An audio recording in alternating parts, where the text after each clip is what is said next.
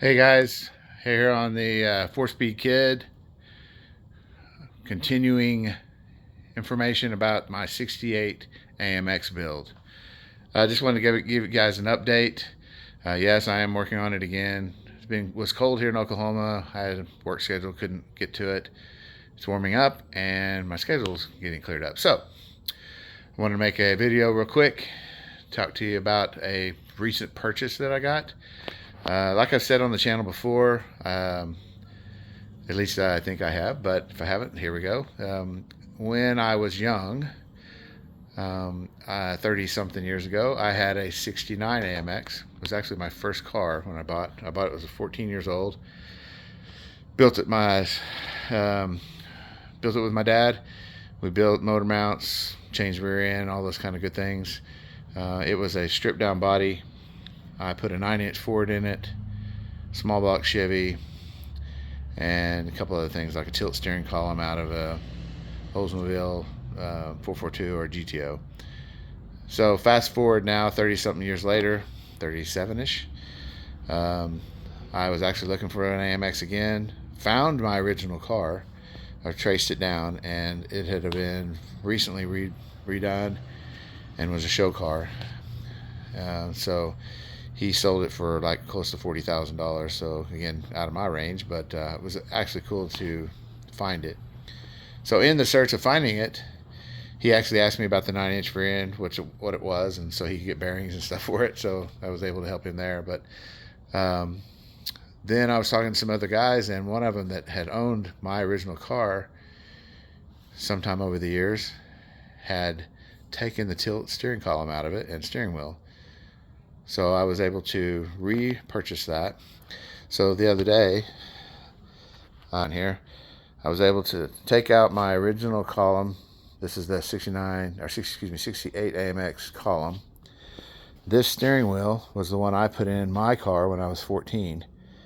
So it's out of a Buick, Camaro, Chevelle, something like that in those days. A little bit cracked up now, but it had this crack when I bought it, and there's one here too.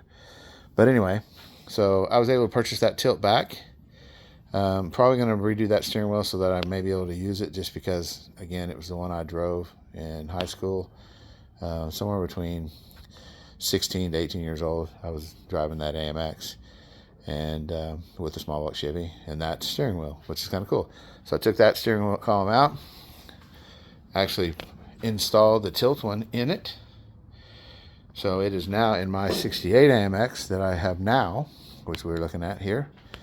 And I have a different steering wheel because this one was a little better, but I may end up refurbishing that one, as I said. Funny fact that a lot of people don't know is that that column,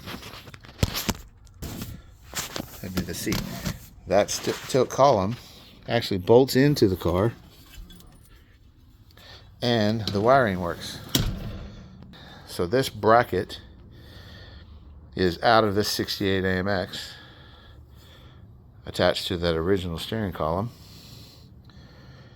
and this one that was bolted in my 69 AMX has that same bracket on it, which is a GM bracket. So assuming AMC either modified and copied or borrowed a GM product, and I think they've used parts over time, so that was able to bolt into this car, and a lot of people don't know that, so just going to put that out there.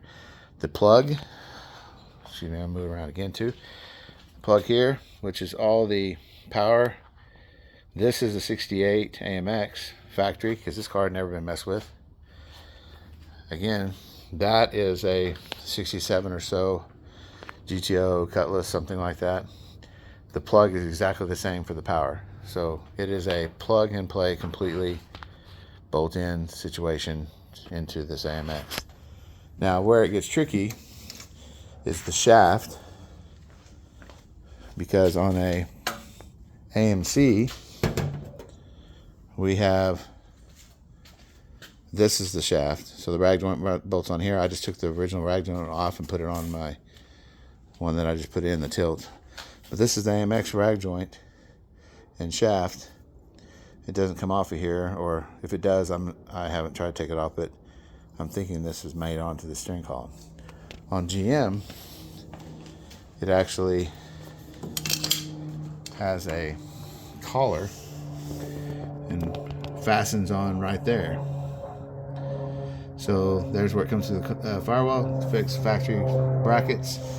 That shaft comes down, uses factory rag joint, bolts straight to the factory no power steering box, but clears the headers, everything just exactly the same as if it was in an AMX slash if it was in a Cutlass or Oldsmobile.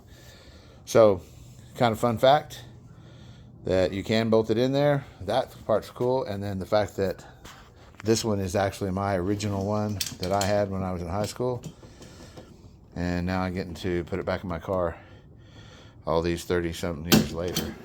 And so everybody I've been talking to about it is like, whoa, that's cool. And so I'm thinking, yeah, it is kind of neat.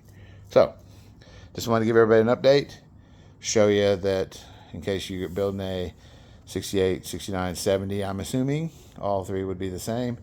AMX Javelin, the GM tilt, early tilt, which is shifterless and keyless. I didn't really show that, but this one has no key. It just has a hazard on that side.